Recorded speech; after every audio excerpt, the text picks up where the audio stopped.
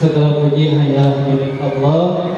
Alhamdulillah pada siang ini Allah masih mempertemukan, memberi kesempatan kita, yaitu bisa bersilaturahmi ini dalam kegiatan determinasi materi guru penggerak membentuk murid mandiri merdeka dan bertanggung jawab. Mudah-mudahan setiap langkah Bapak Ibu guru semua tempat ini menjadi amal pahala besar. Amin ya rabbal alamin. Salawat serta salam mudah-mudahan senantiasa pada junjungan kita Nabi Muhammad Sallallahu Alaihi Wasallam, pada keluarganya, sahabatnya, hingga kepada kita umatnya yang insya Allah senantiasa menjaga dan termasuk umat yang akan mendapat syafaat di hari kiamat.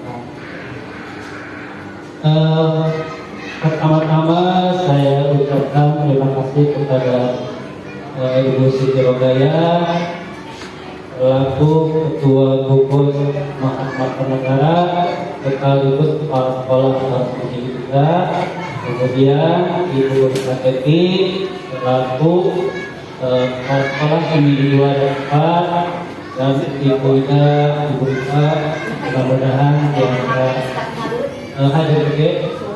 Tak lupa Bapak Ibu Guru, terima kasih yang telah menyempatkan meluangkan waktu dari SD Bina Harapan, Bina 2, 4, 5 dan rombongan harus menjadi.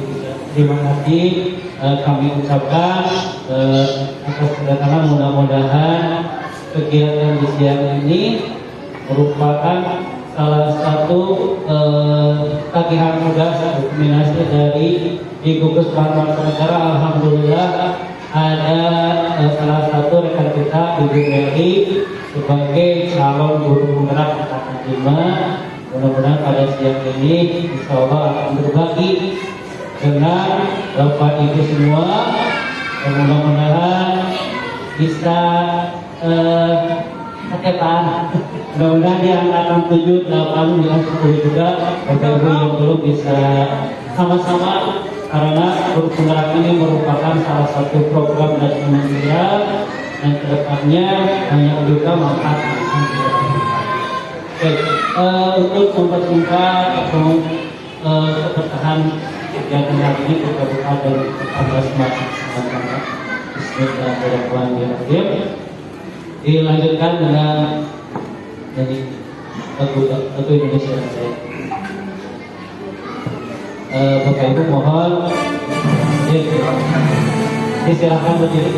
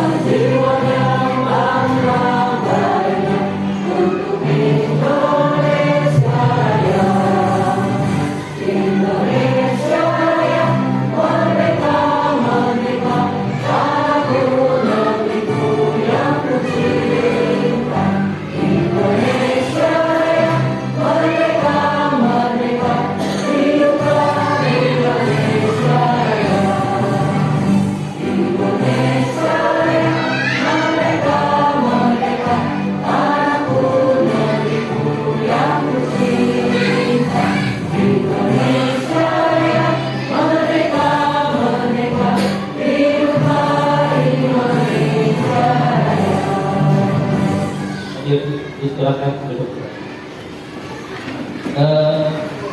Selanjutnya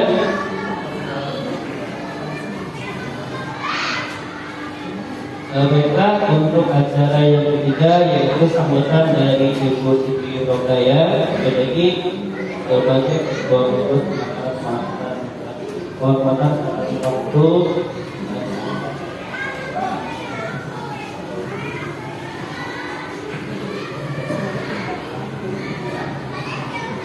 Bismillahirrahmanirrahim.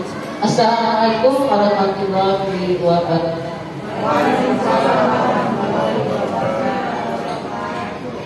Alhamdulillah, wassalatu wassalamu ala rasulillah.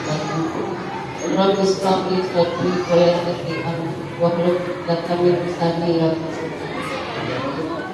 Yang terhormat Ibu Kepala Polres Mimbi, yang terhormat Ibu Bapak Guru Gugus Mahakartanegara. Alhamdulillah, pada hari ini walaupun berbeda, Ibu Meli kesini mengajak kita untuk mendiskriminasikan yaitu angkatan 5. Alhamdulillah di sini ada Bu Meli dari Gugus Mahakartanegara. Nah, untuk selanjutnya Bapak dan Ibu di sini yang CGP itu angkatan ke-7 Pak Budi dengan Bulina Paramda.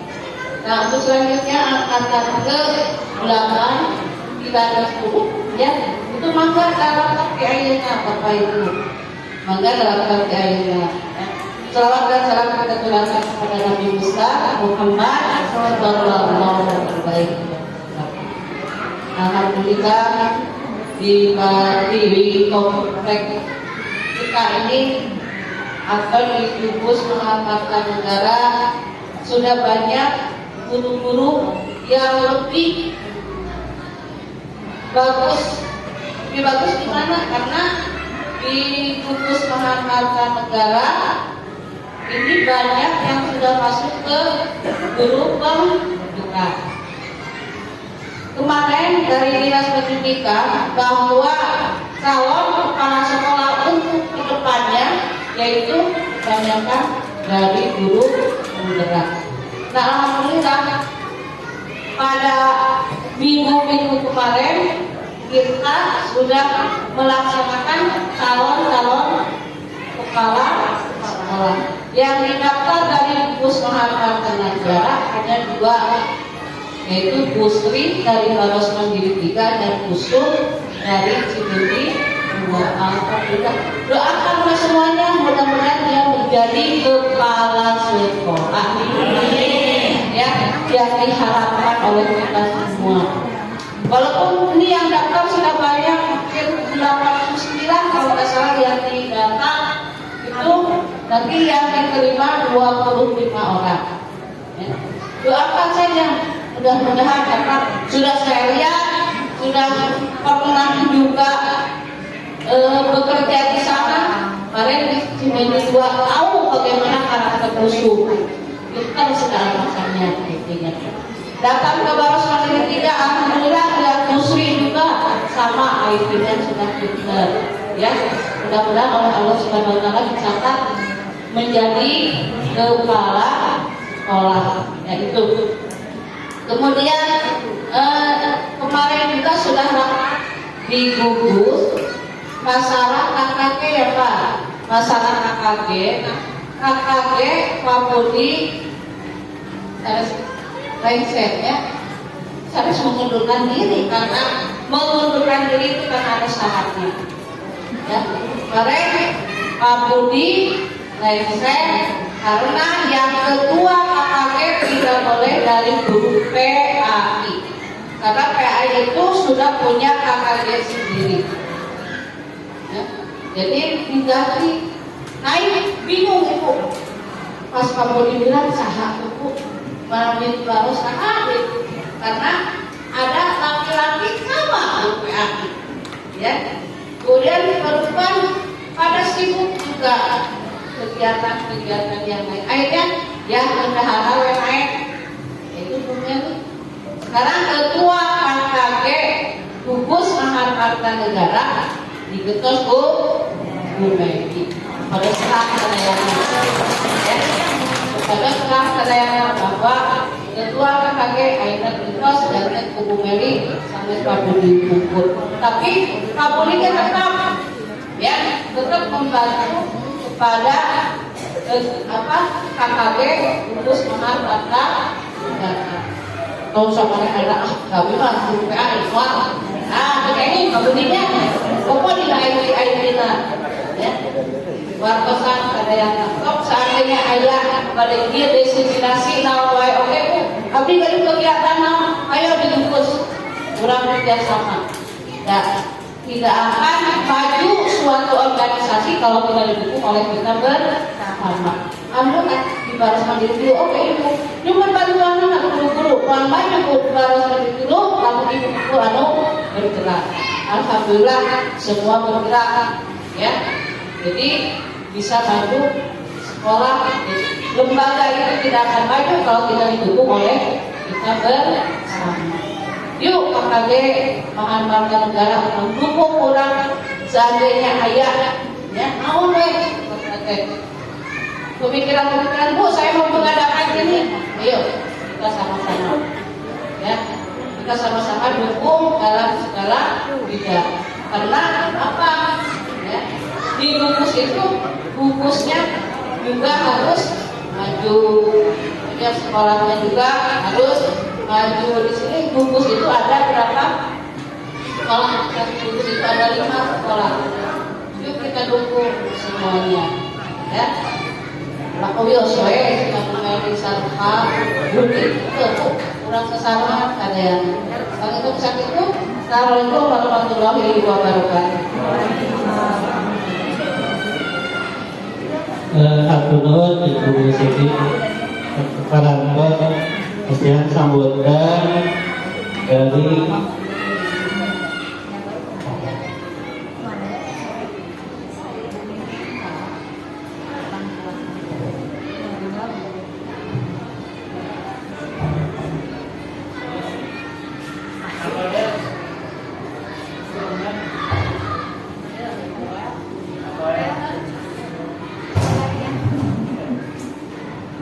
turun ke Ibu Siti Aku Parantos Kasihan sambutan dari gugus Mahar Bata Negara. Terus Bapak Ibu ada Ibu diingatkan untuk kepengurusan KKG senang-senang ayo perobihan informasi dan di switch bagiannya kan saingkangan diujikan ke sadayana supados istilahnya di gugus kehidup punya aneh ditunjuk dia dan dia tetapi sejalan di gugunya insya Allah kapayun sekarang pasti diseminasi tentang ayuna kapayun sorbong lagi insya Allah pada ayah rapat khusus KKD dan KMMP kelas koordinator PLPA sekarang anu engkau dan sekedap tadi ya kan Kompo PPS saya lama kita persiapkan 2 minggu tadi dan Ibu Ketua Ibu Siti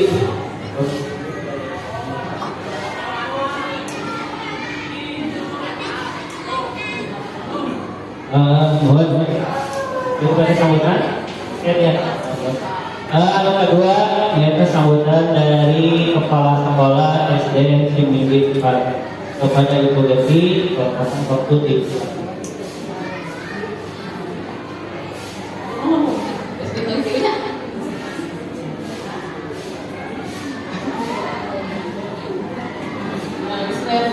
Assalamualaikum warahmatullahi wabarakatuh. Alhamdulillah ya Bapak Ibu kita kumpul karena waktu itu ketemu di KKG sana tapi nggak bisa hadir ya.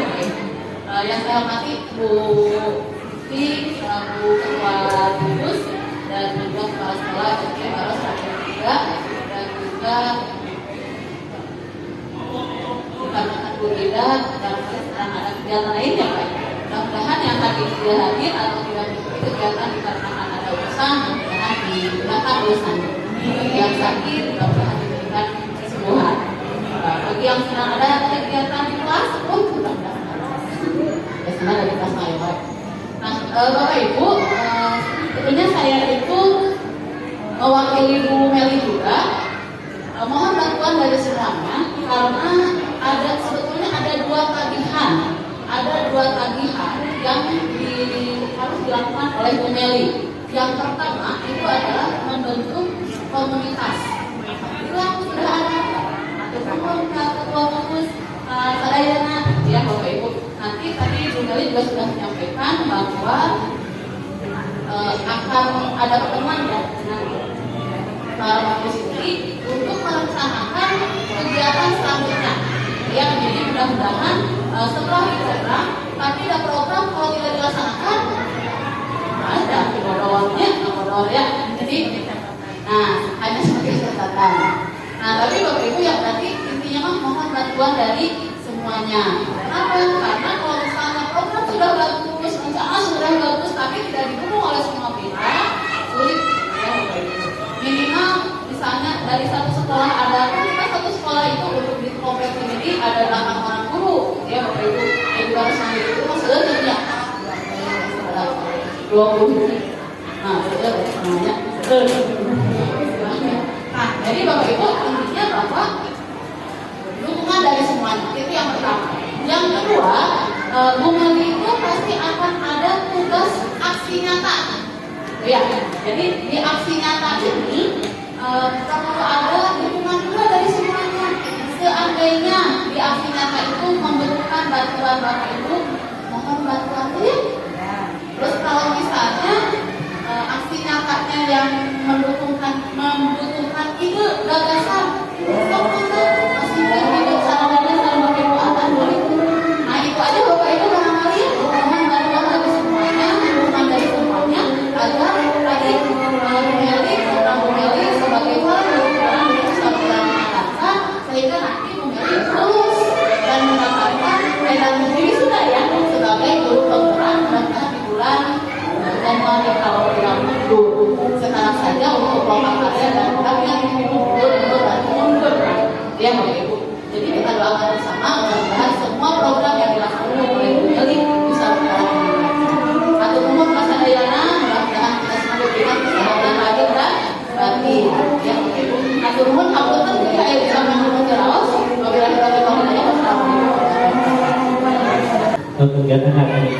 Dan sebelum dimulai mungkin perkenalkan dulu Bu ya, yang di depan nama lengkap yang akan jadi pemateri yaitu Meli Mukti Adi SPD, guru kelas 6 SD dengan harapan Meli hanya menjelaskan terang karena anu bade isi kegiatan terus ini karena Ibu pemateri Ibu Meli dengan tema diseminasi budaya positif sekolah, insyaallah di. Assalamualaikum warahmatullahi wabarakatuh. Sebelumnya saya mengucapkan terima kasih atas dukungannya. Kegiatan hari ini yaitu saya akan mendiseminasikan materi budaya positif, yaitu materi modul ke-1.4 pendidikan guru penggerak di sekolah. Budaya positif bisa bukan budaya dua masalah. Bisa lihat keterangan yang lainnya. Silakan sekarang genggamannya mau dilepaskan atau mau terus dibuka? Lepaskan. Sekarang saya ingin tanya, siapa yang memutuskan? Apakah tadi genggaman tadi terus digenggam atau mau dibuka? Kita mau bergenggaman tangan dengan rekan atau kita mau melepaskan? Siapa yang memutuskan? Kita sendiri. Berarti kontrol ada di diri sendiri. Nah, perubahan paradigma belajar ini adalah perubahan dari teori stimulus respon ke teori kontrol. Jadi kalau stimulus respon melakukan apapun harus ada stimulusnya. Stimulus biasanya berasal dari kalau di pembelajaran di sekolah berawal dari guru ya. Jadi anak hanya tinggal mengikuti apa yang diminta mereka lakukan. Tapi untuk teori kontrol tidak. Keputusan ada di anak, tidak pada guru. Guru hanya membimbing, mengarahkan. Ini teori kontrol. Dr. William Glasser menyebutkan bahwa ada miskonsepsi dari kegiatan yang sudah guru lakukan atau kita lakukan selama ini. Beberapanya adalah berupa ilusi. Kita di sekolah sebagai guru, sebagai pendidik mempunyai ilusi bahwa guru bisa mengontrol siswa. Dengan apa? Dengan menyuruh mereka untuk A, B, C, mereka melakukan. Guru merasa mempunyai kontrol terhadap anak. Kemudian yang kedua, ilusi bahwa semua pengetahuan positif, efektif, dan bermanfaat. Padahal tidak selalu yang positif itu akan efektif dan bermanfaat. Selanjutnya adalah ilusi bahwa kritik dan membuat orang merasa bersalah itu dapat mengeluarkan karakter. Kita selalu melakukan hal seperti itu pada anak yang melakukan kesalahan pada selama jam belajar atau selama dia di lingkungan sekolah. Kemudian yang terakhir adalah ilusi bahwa setiap orang dewasa memiliki hak untuk memaksa, kita boleh memaksakan kehendak kita pada orang lain, terutama pada murid atau pada anak. Menurut Stephen R. Covey bahwa kita itu membuat kemajuan bisa perlahan dan sedikit-sedikit, tapi mengubah sikap atau perilaku kita. Namun bila kita ingin memperbaiki cara-cara utama kita, maka kita perlu mengubah kerangka acuan. Ubahlah bagaimana Anda melihat dunia, bagaimana Anda berpikir tentang manusia, dan ubahlah paradigma Anda, skema pemahaman dan penjelasan aspek-aspek tertentu tentang realitas. Ini adalah merubah paradigma dari stimulus respon ke teori kontrol, yaitu pada awalnya kalau di stimulus respon realitas semuanya memiliki kebutuhan yang sama, tapi jika di teori kontrol kebutuhannya akan berbeda. Bahkan guru perempuan sama usia yang sama, mereka bisa memiliki kebutuhan yang berbeda. Begitu pun dengan anak, dengan siswa laki-laki, perempuan saja semuanya usia sama, tapi mereka juga memiliki kebutuhan yang berbeda.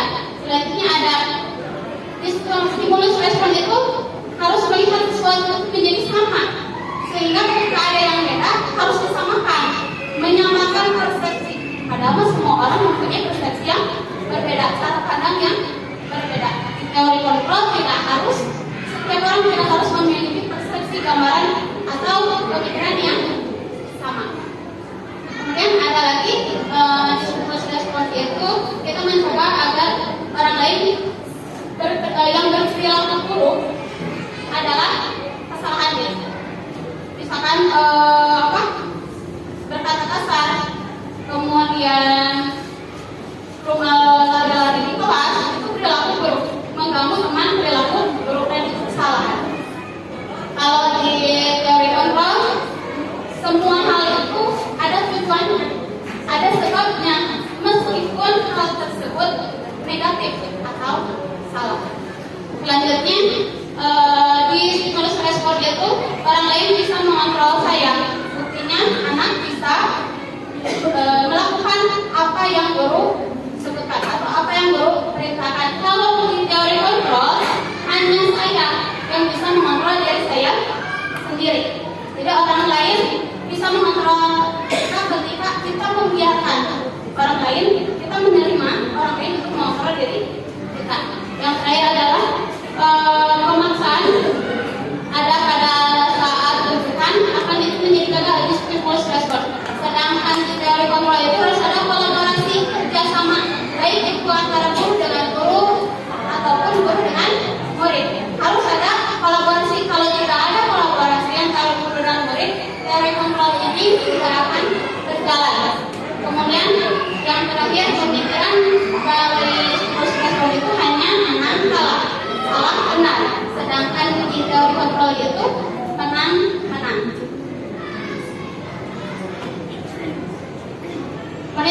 Menurut Kaiser Dewantara, disiplin positif itu adalah sesuatu yang berasal dari diri kita, nilai intrinsik dari diri kita.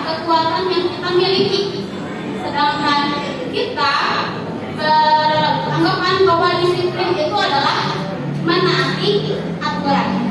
Menaati aturan. Kemudian menurut saya juga arti disiplin itu berasal dari bahasa Latin. Disiplin artinya belajar. Dan untuk menjadi seorang murid, mereka juga harus betul-betul memahami apa alasan mengapa mereka harus mengikuti melaksanakan apa yang guru ajarkan, apa yang guru harus lakukan oleh mereka.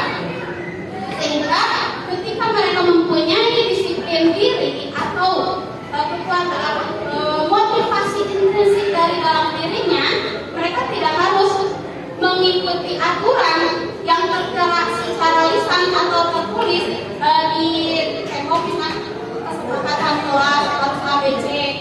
Tidak, tapi ketika mereka mempunyai disiplin diri atau disiplin positifnya sudah bagus dalam dirinya, mereka tidak melihat aturan itu, tapi mereka mempunyai tadi keyakinan ya, kayaknya seperti ibu bapak tadi, pakai masker untuk kesehatan, kemudian pakai helm untuk keselamatan. Nah, anak juga begitu, tidak harus melihat aturan, tapi mereka sudah tertanam dalam dirinya nilai positif, disiplin positifnya dalam dirinya. Kemudian hal ini bisa membuat seorang menggolek potensi menuju ke arah yang sesuatu yang mempunyai tujuan dan bermakna. Bagaimana mereka mengontrol dirinya sendiri, menguasai dirinya sendiri untuk mengacu pada nilai-nilai yang mereka hargai. Seperti tadi, keselamatan, kemudian kesehatan. Tidak harus disebutkan, tidak harus ditanam, tidak harus dituliskan, tapi mereka paham, mereka yakini dan mereka laksanakan. Ini adalah nilai-nilai kebajikan universal. Seperti tadi, nilai-nilai yang disepakati bersama, nilai-nilai yang kita yakini, terlepas dari suku, perbedaan suku, agama, bahasa maupun latar belakang. Seperti misalkan kita sering guru itu sudah biasa dengan kata kesepakatan kelas, ya, kesepakatan kelas, datang tepat waktu, kemudian tidak boleh mengganggu teman, kalau mau bertanya angkat tangan, kalau mau keluar kita rangkum aturan-aturan tersebut menjadi sebuah keyakinan yang universal. Contoh, harus mengangkat tangan ketika mau bertanya, harus meminta izin ketika mau keluar atau mau masuk kelas, kemudian tidak boleh mengganggu teman. Berarti itu esensinya apa? Menghargai. Kalau kita guru sedang menerangkan, tiba-tiba anak ada yang mau bertanya, kan tidak boleh menyela. Jadi menghargai guru yang sedang berbicara dengan cara mengacungkan dulu tangannya. Apakah dia mau izin atau dia mau bertanya atau dia mau apa? Selanjutnya dari keyakinan diri itu mereka mempunyai sikap yang tertanam menjadi fondasi dalam dirinya sendiri. Ketika hal itu dapat terlaksana di kelas, maka kolaborasi dapat terlaksana, ya disiplin positif bisa terwujud.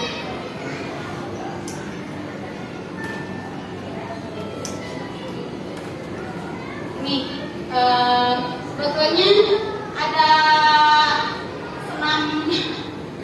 senam, cuman waktunya tidak kita skip aja. Ya, ini perkenalan sikap ini senam belajar Pancasila. Kalau misalkan mau dilaksanakan, ayo, nggak apa-apa ya. Ya. Minimal ada gambaran.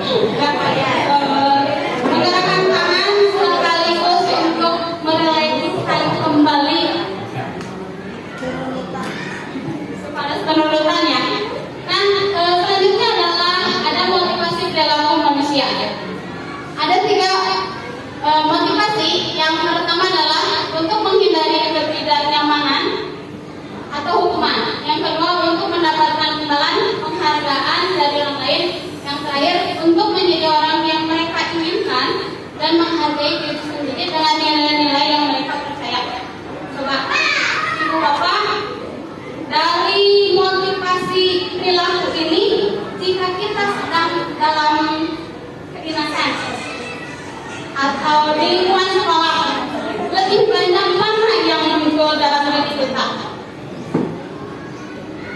Contoh misalkan, nah kayak sekarang ada diseminasi dari ibu kepala, sekarang ada diseminasi, silakan. Baros Mandiri ketika ke Bina Harapan, SD Cimindi 5, 2, 4, silakan ke Bina Harapan. Nah, kira-kira apakah ibu bapak, ayo kita ikutan diseminasi atau aduh hoyong kui tapi kuma siap kerja pikis ya. Yang penting enak kak ibu kepala tos lebaran. Gimana? Lebih yang mana? Kira-kira? Nah, insya Allah kalau hukuman mah nggak hukum ya. Atau untuk mendapatkan imbalan atau penghargaan kalau ada apa-apa, ada SPPD-nya, ada transportnya, ada sertifikatnya, atau yang mana? Ada mana? Kita jawab masing-masing. Nah, dari motivasi perilaku ini ada konsep 5 kebutuhan dasar dari manusia. Ini berkorelasi dengan yang tadi ya. Yang pertama adalah kebutuhan bertahan hidup, kemudian kebutuhan penguasaan, kemudian kebutuhan merasa diterima, kebutuhan kebebasan, dan yang terakhir adalah kebutuhan akan kesenangan. Baik di dalam diri kita, itu kan masih manusia ya.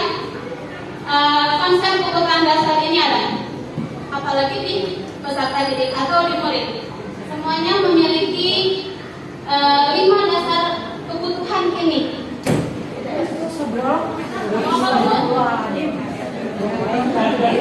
Nah,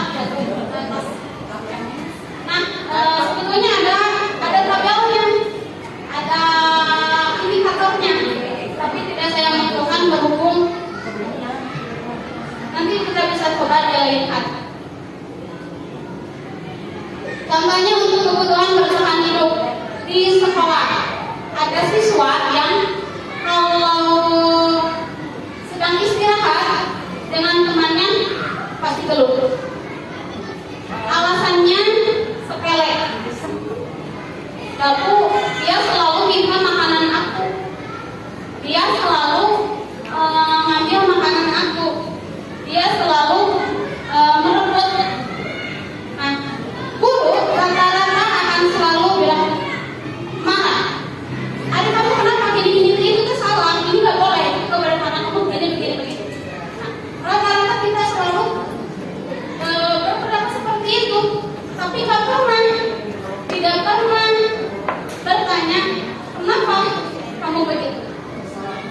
Apakah kamu bekal makanan dari rumah? Apakah kamu bawa uang dari rumah? Atau bagaimana? Ketika kita tidak pernah bertanya, kita tidak tahu alasannya. Tadi sudah disebutkan bahwa setiap hal yang dilakukan pasti memiliki tujuan, pasti memiliki alasan. Dan kita sebagai guru jangan fokus pada kesalahannya, tapi fokus pada alasan kenapa mereka seperti itu. Kalau kita fokus pada kesalahannya, belum apa-apa, anak udah takut keluar. Selanjutnya,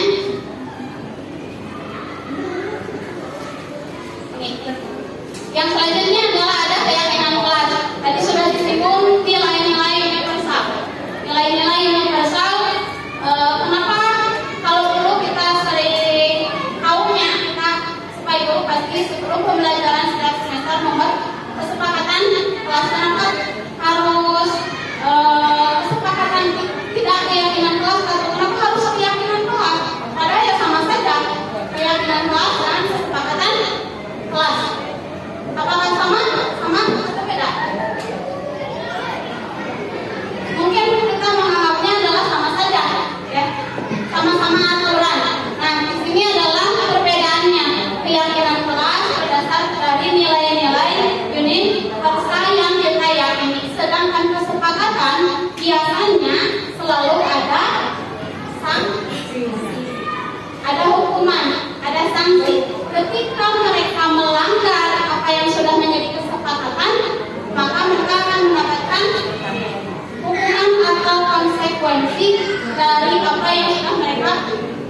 lakukan.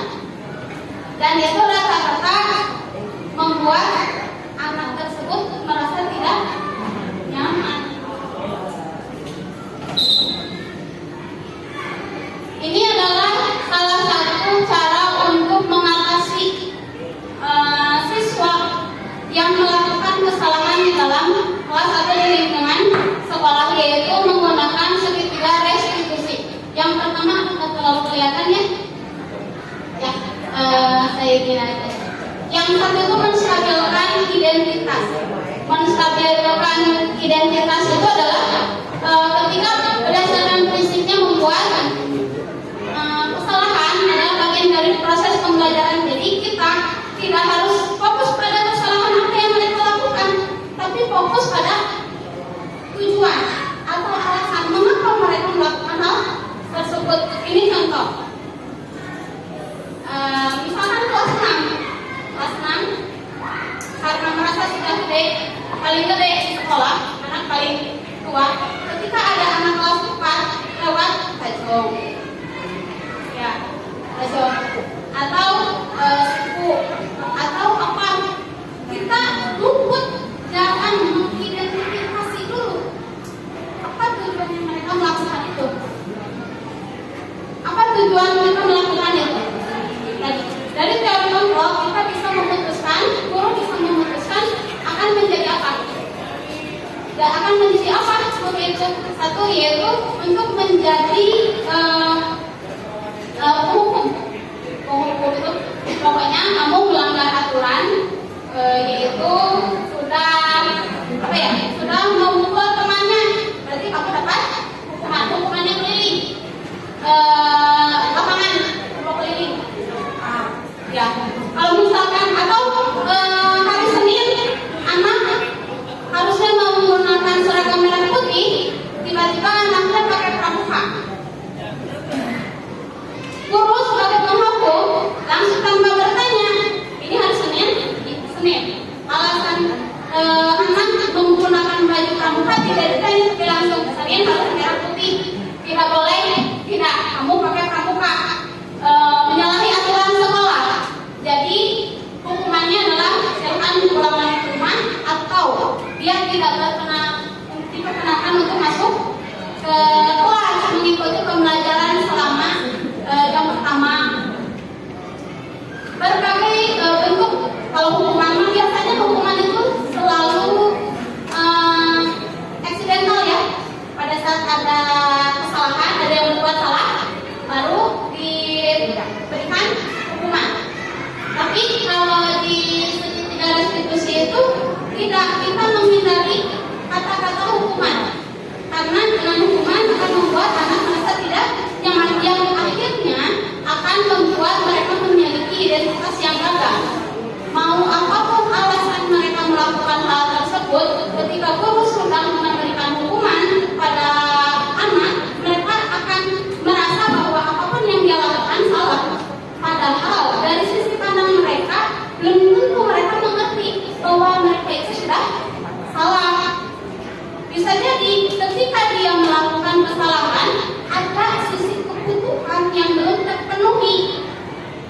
Misalkan kebutuhan akan kesenangan belum terpenuhi, sehingga mereka mencari kesenangan yang bisa mereka dapatkan, entah dari jalan pada temannya, entah dari lari-lari di kelas, apapun yang bisa memenuhi kesenangannya, apapun yang bisa membuat mereka senang. Kenapa? Karena kebutuhan akan kesenangannya yang tidak terpenuhi. Atau ada anak yang dikit-dikit, ibu ini dibagaimanakan? Ibu ini saya tidak tahu. Ibu si Adel nyubit ke saya. Ibu saya selalu ibu dan ibu. Kalau kita bisa mengidentifikasi kebutuhan apa yang mereka perlukan, kita bisa menerapkan segitiga restitusi ini agar mereka mempunyai identitas yang lebih sukses daripada sebelumnya. Apakah itu anak yang suka panggil-panggil di 5 menit sekali? Oh, berarti kita identifikasi, oh mungkin dia kekurangan perhatian, oh mungkin dia ingin merasa dihargai, ingin merasa diterima oleh kelompoknya, sedangkan dia tidak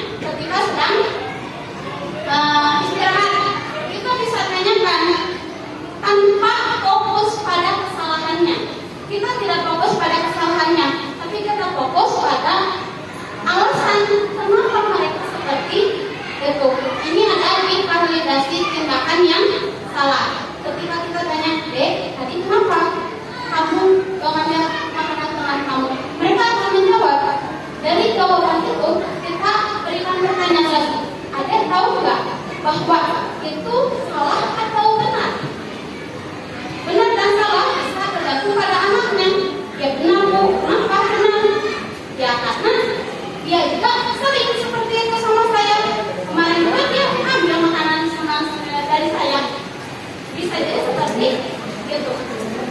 Nah, ketika kita berikan bimbingan bahwa tindakan tersebut adalah salah, mereka sedang melanggar keyakinan kelas atau keyakinan sekolah, mereka bisa mencari solusi untuk dirinya. Solusinya berasal dari anak tersebut juga, bukan dari kita. Kita hanya membimbing, kita hanya mengarahkan. Siapa tahu anak memang tidak mengerti kenapa mereka berbuat seperti itu. Nah, di sini adalah menanyakan keyakinan, entah itu keyakinan kelas ataupun keyakinan sekolah. Ketika mereka sudah tahu bahwa mereka melanggar keyakinan sekolah atau keyakinan kelas, keyakinan mana yang mereka langgar, kemudian kita kuatkan kembali. Atau bisa jadi keyakinannya belum ada, kita buat pada saat itu. Misalkan mengambil makanan dari temannya, keyakinan apa? Berarti tidak menghargai. Tekankan pada anak, kuatkan pada diri anak bahwa hal tersebut melanggar, tidak menghargai temannya, sehingga mulai besok dia harus lebih menghargai temannya. Sehingga ketika restitusi untuk menangani masalah yang ada pada siswa baik di kelas atau di sekolah bisa terlaksana dengan menggunakan 3 sisi restitusi. Yang pertama tadi menstabilkan identitas, yang kedua memvalidasi tindakan yang merupakan menjadi kesalahan, yang terakhir adalah menanyakan keyakinan mana yang telah mereka langgar, solusi apa yang bisa mereka lakukan untuk memperbaiki apa yang sudah mereka lakukan, kesalahan apa yang sudah mereka lakukan.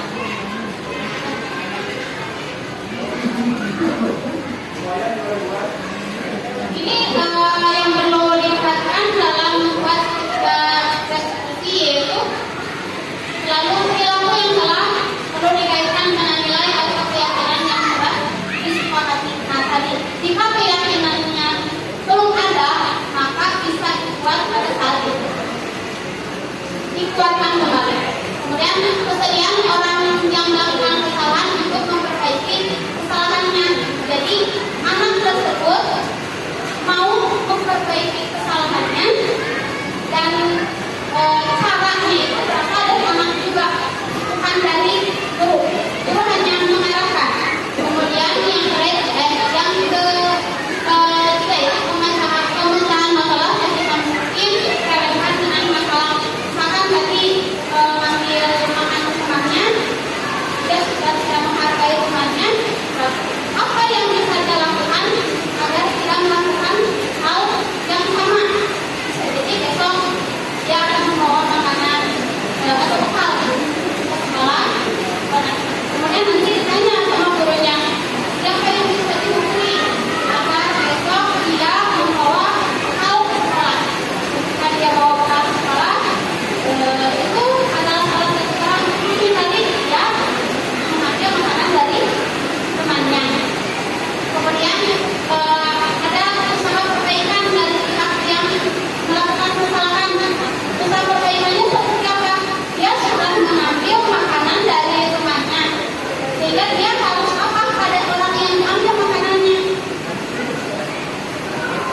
Nah, harus mengganti ya Bu, harus mengganti makanan yang sudah diambilnya. Restitusi adalah ganti rugi. Jadi ketika ada korban atau ada orang yang menjadi objek dari kesalahan anak tersebut, mereka mendapatkan ganti rugi.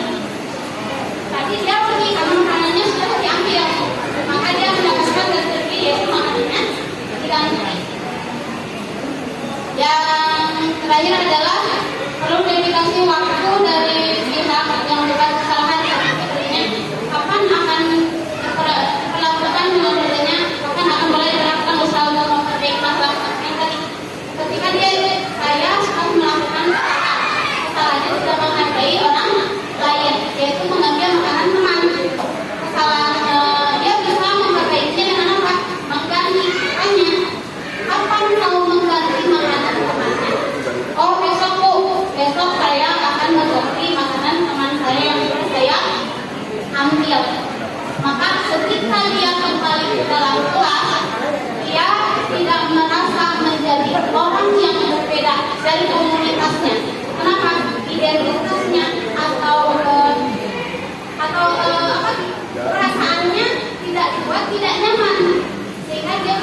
yang kembali pada kelompoknya dengan identitas. Karena kita sebagai pendidik, sebagai guru tidak fokus pada kesalahan, tapi fokusnya adalah memperbaiki kesalahan tersebut harus bagaimana, dan solusinya berasal dari siswa sendiri, bukan dari guru, bukan dari kita. Terima kasih. Materi yang saya ingin sampaikan alhamdulillah sudah selesai. Terima kasih. Jika ada yang mau ditanyakan, silahkan.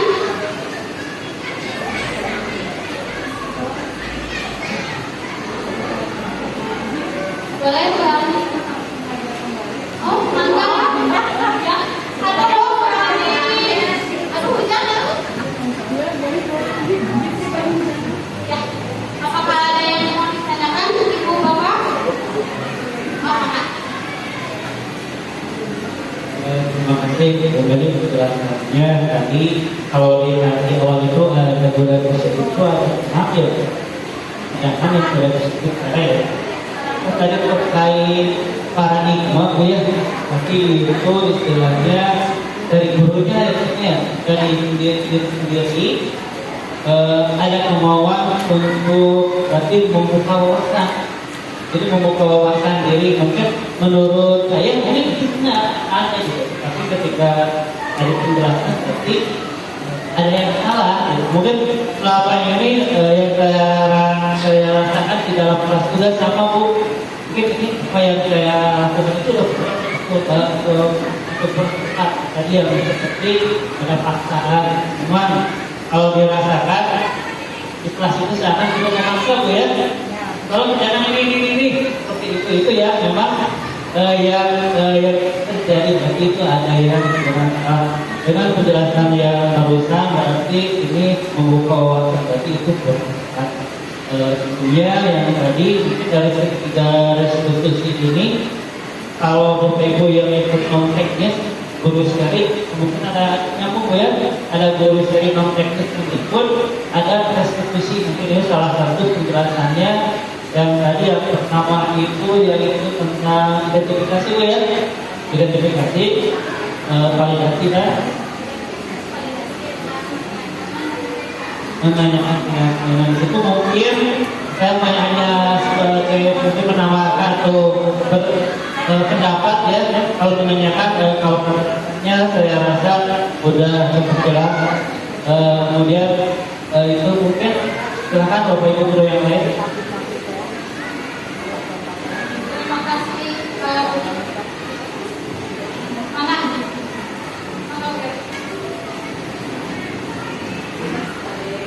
Alwin, penambahannya Bapak Ibu mengenai budaya positif dan juga keyakinan kelas. Tadi yang disampaikan oleh Pak Budi luar biasa, dan juga tadi penyampaian dari Bu Meli juga sangat luar biasa. Tapi kita ini ada sedikit tambahan ya Bapak Ibu. Kalau misalnya gini, tadi disampaikan oleh Bu Meli, pada saat anak mencuri ditanya mencuri kan gitu ya, di masa lalu kedepannya Pak Ayun cari informasi gitu ya Bapak Ibu. Kalau kita ya biasanya Bapak Ibu kalau anak-anak kan kelas mana sih? Atau dulu wae kemana? Mana? Oh, karena meja, turun mata, kesal tak Bapak Ibu? Kesal. Turun kemana tuh kesal?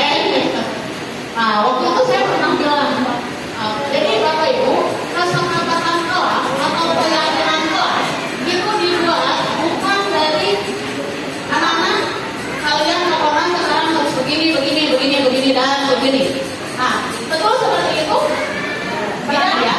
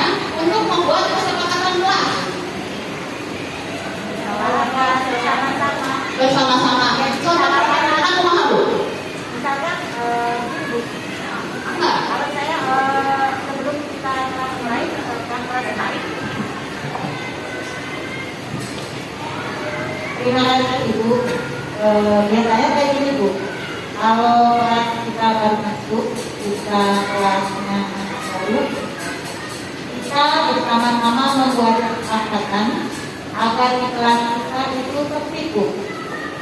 Pertama, ya mungkin pertama dari guru, tapi kita bertanya, biar kelas ini tertib, ayo anak, sekarang kita bikin kesepakatan. Kalau kita masuk pukul 7, bagaimana nih? Biar tidak terlambat, ya kan cukup. Ini Bu, kita sepakat kalau masuk jam 7, Ibu, berarti kita 15 menit sebelum jam 7 harus sudah di sekolah. Itu Bu. Terus ini, Ibu kan sering lihat kalian ya kalau ke kamar mandi, satu room travel yang lain Bu, itu kan. Bagaimana nih? Apa kalian setuju keadaan seperti itu? Ayo Bu. Enggak Bu. Iya, di kamar mandi itu bukan yang kecil Bu. Mereka kadang jajan gitu Bu. Nah, bagaimana kalau kita sepakati? Jadi kalau ke kamar mandi satu orang dulu. Nanti kalau kita ingin bergantian, jangan kecuali perempuan kata ibu. Setuju nggak? Ya Bu, betul. Akan gitu Bu. Jadi kita membuat kesepakatan, tapi bersama-sama sesuatu yang tertib, pembelajaran lancar dan kelas aman. Terima kasih. Ya. Oke, terima kasih Bu. Nah, ini Bapak Ibu yang sedikit mau saya tambahkan Bu, mengambil sedikit ya Bu ya. Pada saat kita menyepakati sesuatu untuk hal yang positif, itu kan hal yang positif gitu ya. Tadi gue sudah karena juga dulu lagi ada yang positifnya, kayak positif hamil ya. Budaya positif. Yang perlu kita tanamkan kepada anak-anak karena hal positif berarti akan ada apa Bapak? Kesadaran. Manfaat. Nah ini yang perlu kita garis bawahi.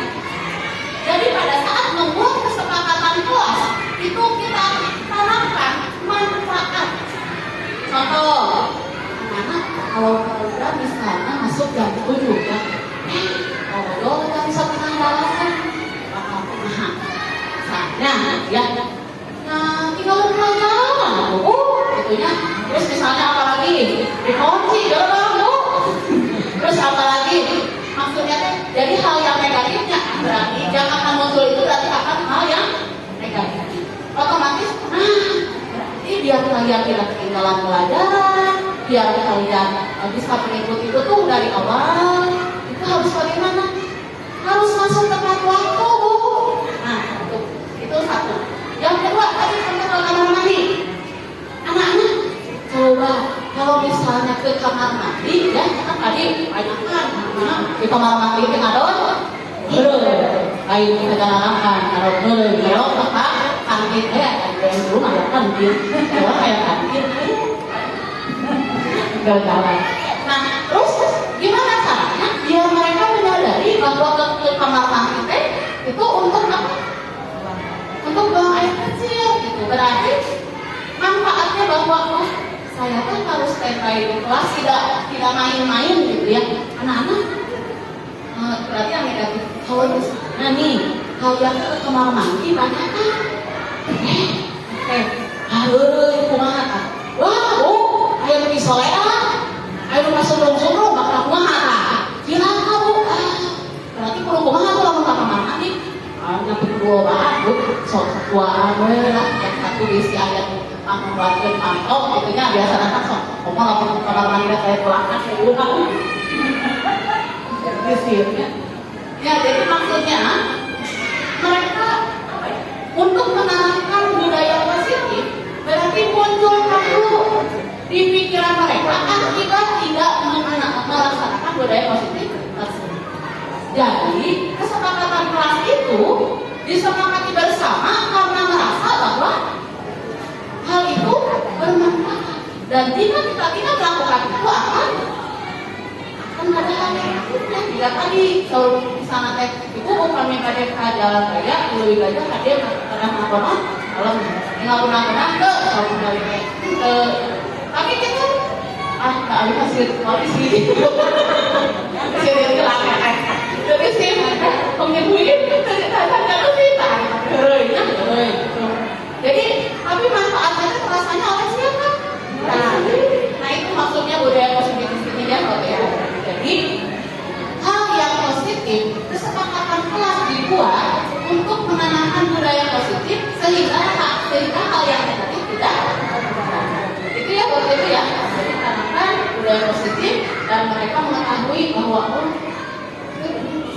nah satu lagi Bapak, jika ada yang tadi melakukan kesalahan itu ya padahal udah tahu kan budaya positifnya tadi Pak sudah mengatakan kita harus apa Bapak Ibu harus konfirmasi ya harus konfirmasi dan ingat ya jangan diulang di kemarin atas ya ayah kemarin anu korupsinya saudara tahu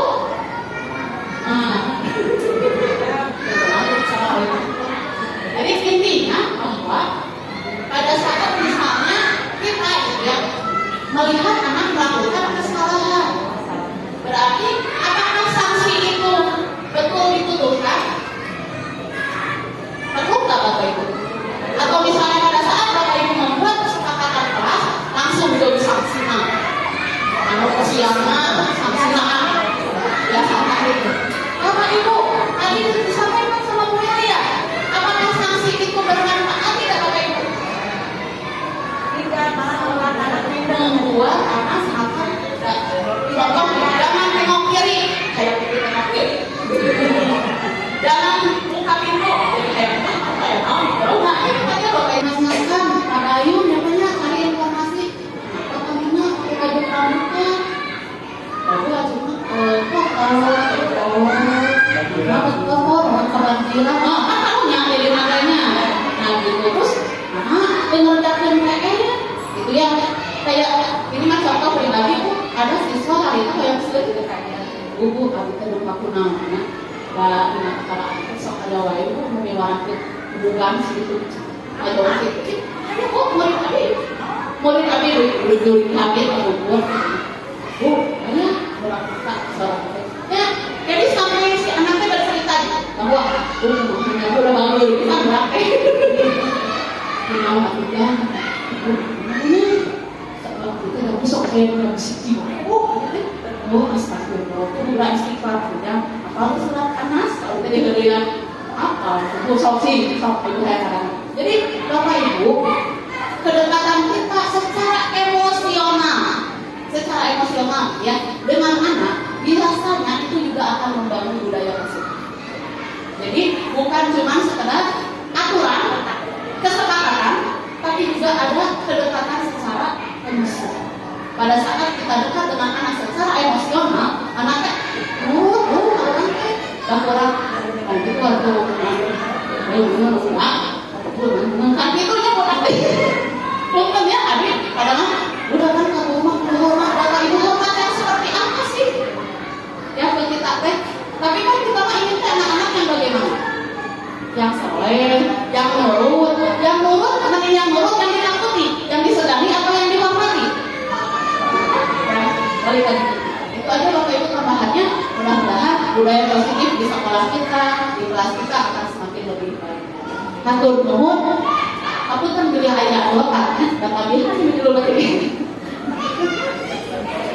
Terima kasih Ibu Kevin tambahannya memang banyak yang terlewat ya tadi. Kalau ada yang mau ditanyakan lagi Bapak kalau dia rasa cukup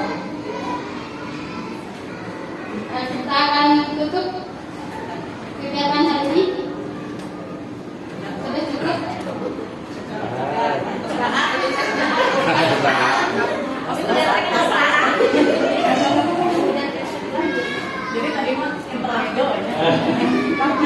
Alhamdulillah Bapak Ibu pemaparan presensi materi membangun budaya positif telah lengkap. Mudah-mudahan apa yang didapatkan intinya mungkin untuk sebagai Bapak Ibu guru khususnya saya sendiri juga nanti harus membuka kembali Bu ya mungkin menurut saya benar, tapi dengan membuka ilmu harus bervalidasi ya, jadi bukan hanya satu sumber. Jadi sebagai pembandingnya apa sudah betul atau kurangkan, kemudian yang pertama. Yang kedua tadi mungkin menambahkan kata-kata yang negatif diganti dengan yang positif, mungkin Bu ya, kata jangan dilarang merokok, rokok, itunya dilarang berdiri itu hanya berarti kata-kata yang negatif kita harus dirubah dengan kata-kata yang positif.